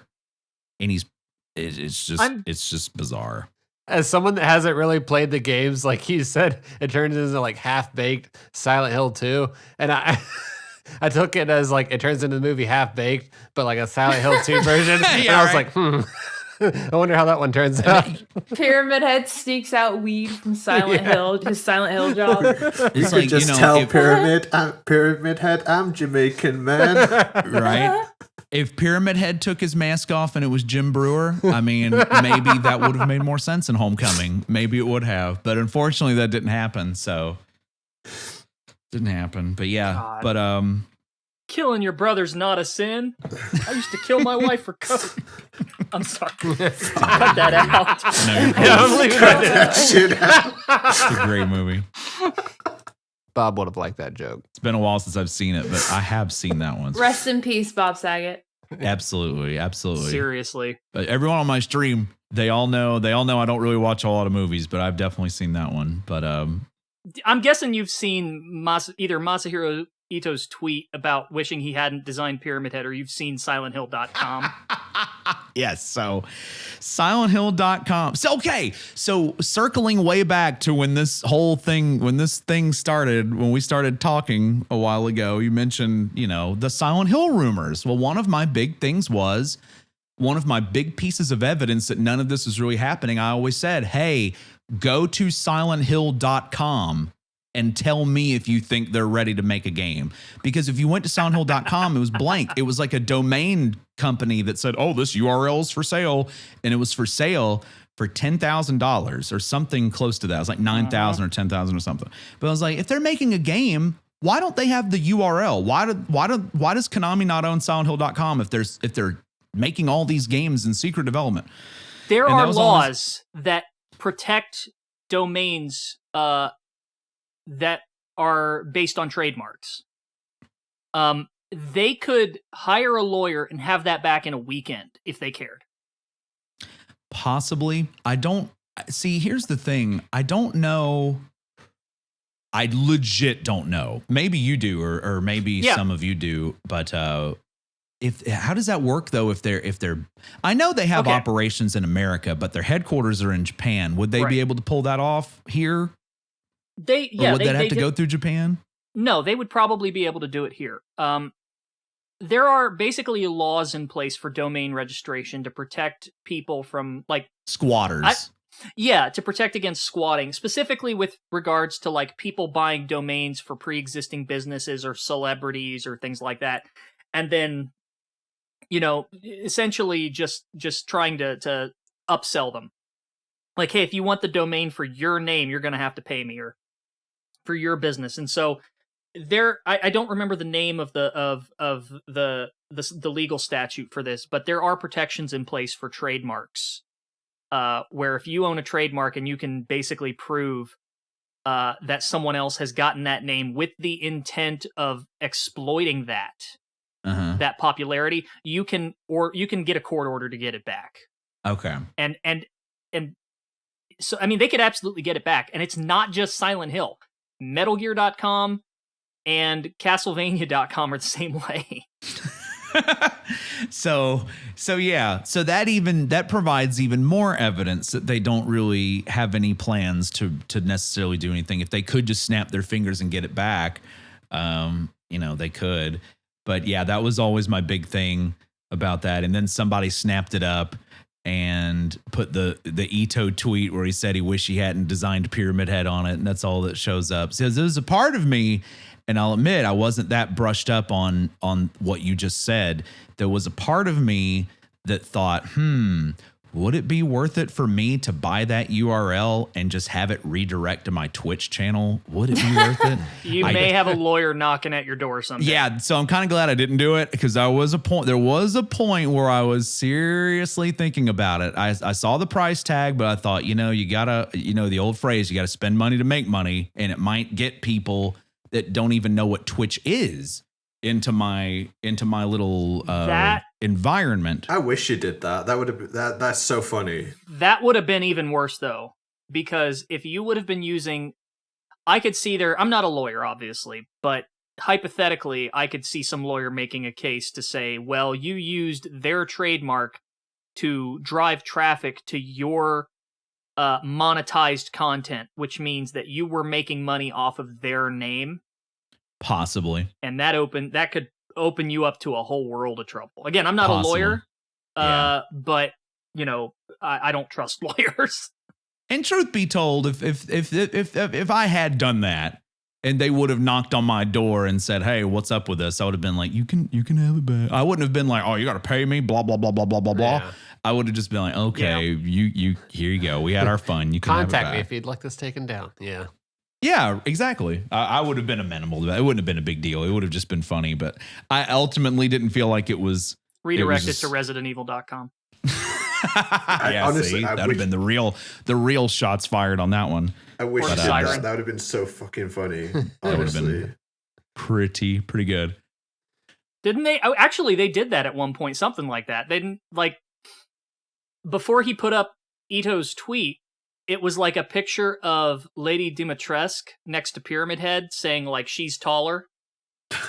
Oh yeah, I do recall that now. Like the height discussion. Yeah, I remember something like that going around. Maybe that was on the URL. Was it on it before? Yeah. I do recall that picture now, because they made a big point to say Lady Dimitrescu is 9 feet 6 inches tall, and so Pyramid Head was only certain amount of height. I don't remember what it was, but yeah, I totally remember that comparison picture now. That's for the I wish that was me crowd, but yeah, we're all good. Yeah, for sure. Yeah, and Capcom knew exactly. Yeah, they knew exactly what market they were tapping into crowd. With that. Yeah. Resident Evil 9 is going to be a trip. I was 100% part of Lady Dimitrescu step on me crowd. 100%. Yeah, yeah, but you knew that whole time she was going to have a second form. It was just a feral Twitter moment. I just like the way that Mr. X was memed when the remake came out. I knew that she was mostly a meme. I was like, okay, this is the first disc boss. Yeah, If For you sure. don't love And- me at my eldritch abomination, you don't deserve me at my big titty vampire. Exactly. And they still haven't released any Village DLC, and I I'm know. wondering It's killing me. if they'll have something about her in that, because it's still pretty tight-lipped on what's happening with that. What happened to Reverse? Your guess is as good as mine. I have no earthly idea. I know they had that beta that came out. People were kind of cold on it, and then it got delayed. And What they happened said, to Reverse? What happened to Resistance? Resident Evil moment. Yeah, right. See, probably the same answer to both questions. So Resistance was very coldly received, and Reverse, I think the Reverse was supposed to come out with Village, or there was a beta that came out or at some point. Then they said, oh, we're going to delay it till 2022. And Dude, nothing. I bought Village for PS5 on day one. I never redeemed the Reverse code. Really? Yeah. Yeah. And we don't talk about the Resident Evil 3 remake. I actually, hot take, I actually really enjoyed Resistance for all like 2 weeks it had an active community. Yeah. That has potential. I never touched my code for Reverse either. God bless. I did. I played, I think, 2 or 3 matches of Reverse, and that was about it. I was like, okay, I think I've made my decision on Reverse. Resistance could have been it could have been good.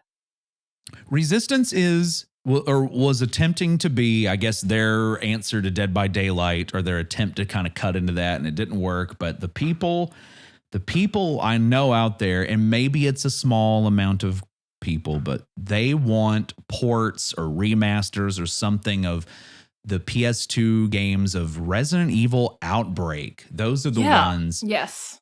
Resident Evil Outbreak was a game, you all know it came out way before its time. PS2 had broadband capabilities, but it wasn't really promoted like Microsoft did with Xbox Live. But Outbreak, it came out before it was really came out of the oven, before people were ready to eat, so to speak. Yeah. But now people stream it on Twitch, and you have to go through all these really wild methods to get it to work. And it's so interesting to play with people. But yes, it is fascinating. And everybody just sits here. And of course, I'm more of a Silent Hill guy, but I'm very in tune to horror just in general. And Resident Evil, because I watch a lot of Resident Evil streamers, and everyone's like, why do they keep messing with Resistance and Reverse? Where is Outbreak? Why don't they just remaster Outbreak and call it a day? That's what people Resistance seem to want. Could have been Outbreak. It almost felt like they started it out like that, and then just was like, oh, well, Dead by Daylight is a thing. And at the time, Friday the 13th was a thing too. And they're like, well, we could try this. I have an answer to that. Sorry, Apache, go ahead. I've always felt this way about Resident Evil. I feel like they really strongly have all the pieces there to make like such a sick multiplayer experience. And I think that they have all the right stuff already to do it. They've just never been able to put the pieces together and make a product that could be as good as what it should be. Like they've always failed to deliver on those experiences. They keep trying to build in monetization models. That's a big part of it. Yeah. See, that's the thing. You get marketing putting their hands in everything, and they said, okay, well, we got to have this, and it can't just be a pure gameplay thing, and you have to toe the line. And yeah, like you said, they haven't been able to put the pieces together, and hopefully one day they do, or they can, because see, there was a DLC in Resident Evil 7, the card game 21, and I absolutely loved that. The few times that I would stream it on my channel, I could turn that into a game show like experience. And there are highlights that we made of that, and people were all into it and stuff. So even on a smaller scale, if they took that and just had a online PvP element on that 21 card game, I guarantee you there would still be people playing it, because it was just exciting. It was different.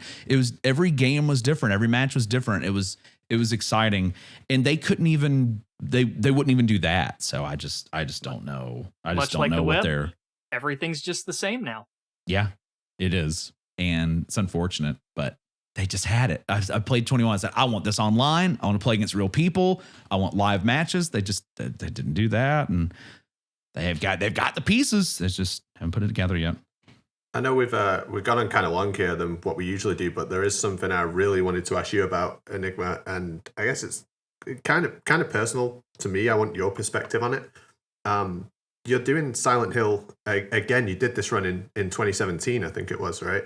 Yes. Yep.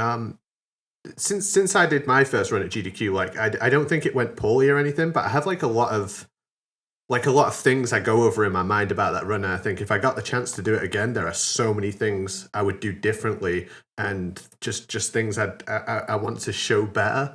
Do you have that same feeling about that run?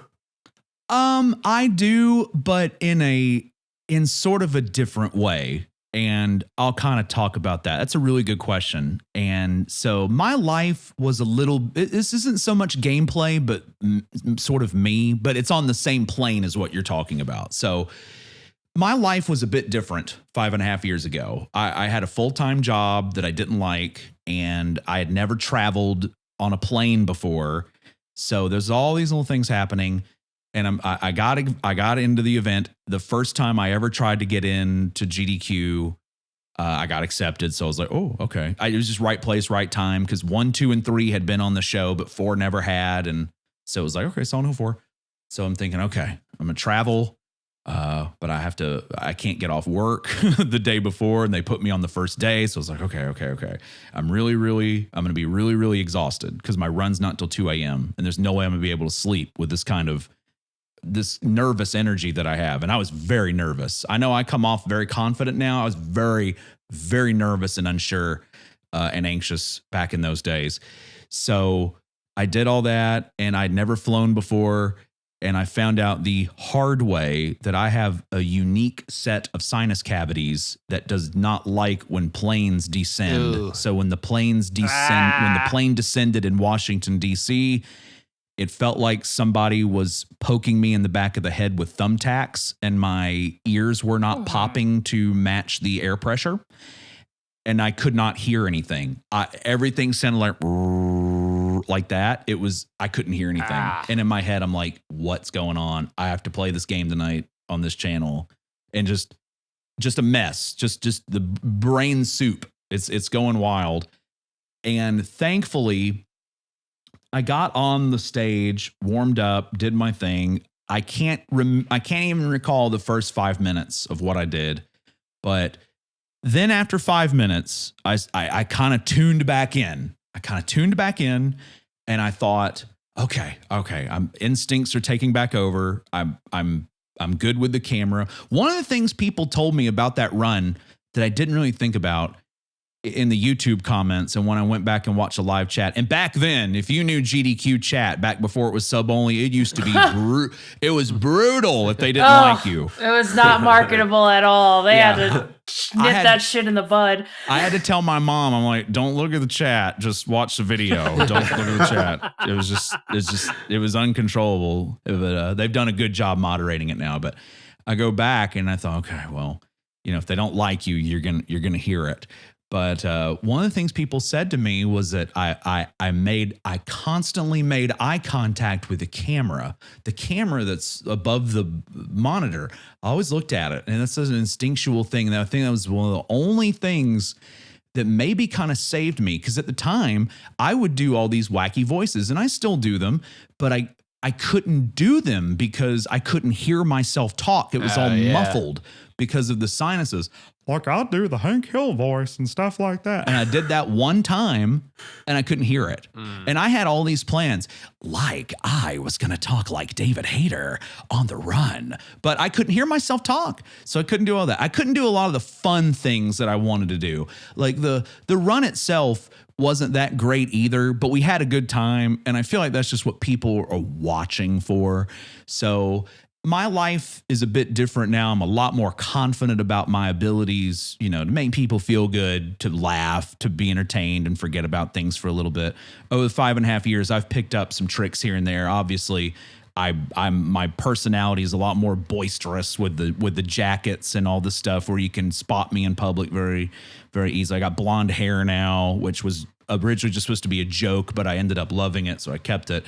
And I have a lot of things now that evolved in terms of not just a gamer and a speedrunner, but just an overall entertainer and trying to make people, feel good for a little bit of time a day, that I feel like I could do that a little bit better now on a live stage while showing people, hey, I'm pretty good at video games too. Watch this, and mix it all together. So just as an overall presentation package, I have always wanted to get back on the stage in person. I love the online events. I'm proud of the online events. We set a record at AGDQ 2022 with like nearly $3.5 million. It was unbelievable. Huge.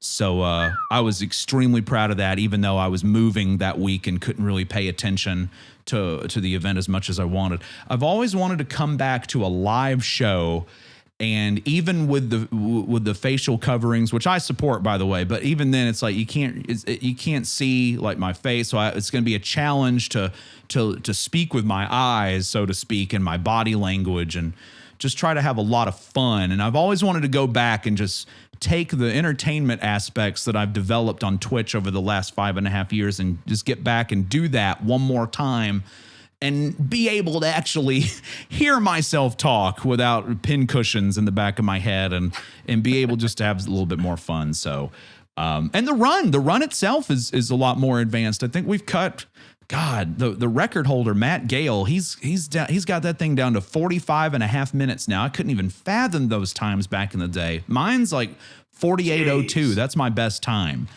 And it's amazing what can happen in 5 years to a speedrunner. It's crazy, but it's awesome because they put a Konami popped up out of nowhere a year and a half ago with a port of Silent Hill 4 on the GOG game service, just out of nowhere. And $10. We were also at that same time celebrating MGS 1 and 2. MGS 1 and Raw, actually. Yeah. And 2 getting on GOG as well.